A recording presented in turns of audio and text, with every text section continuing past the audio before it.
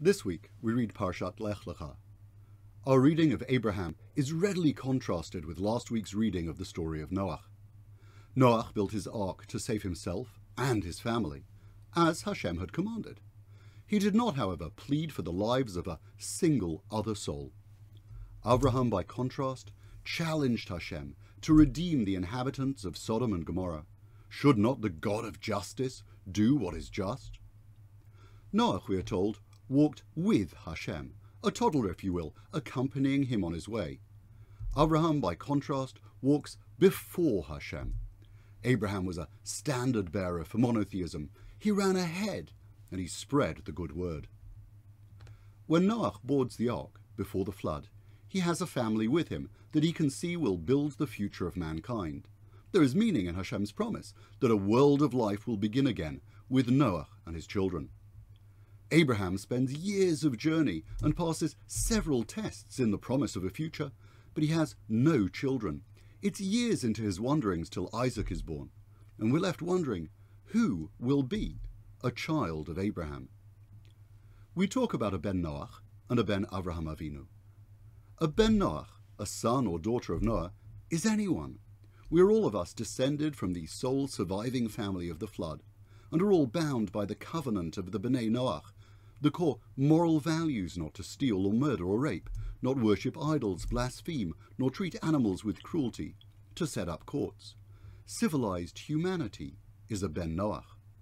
The covenant of Avraham Avinu includes every Jewish child. It's used with specific reference to Brit Milah. It's the covenant that says, "My way is the way of Hashem.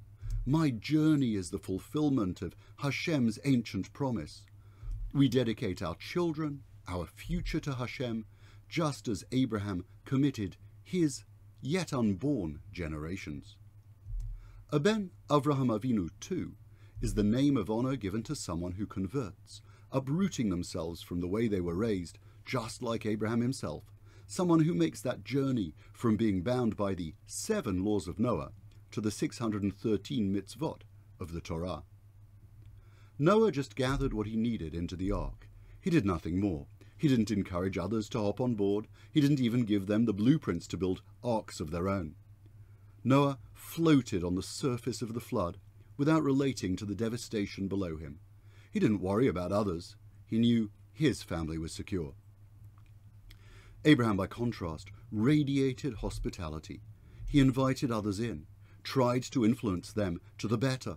He sought to bring people closer to Hashem through education and through simple socializing. He brought people with him, and thus he secured his message for the future. Noah is remembered for surviving the flood. Abraham is cherished to this day as a builder of faiths, and a founder, a father of nations.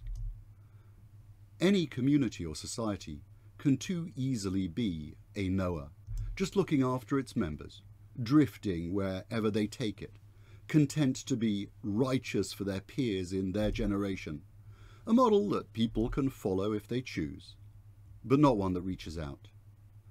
But a Jewish community, indeed any ideal community, ought to be an Abraham. We should welcome in those who are close and reach out to those who are remote. We should be sensitive to those with more modest means and less advantage or privilege. There are people drowning in debt, and we can help them stay afloat, retaining dignity and hope.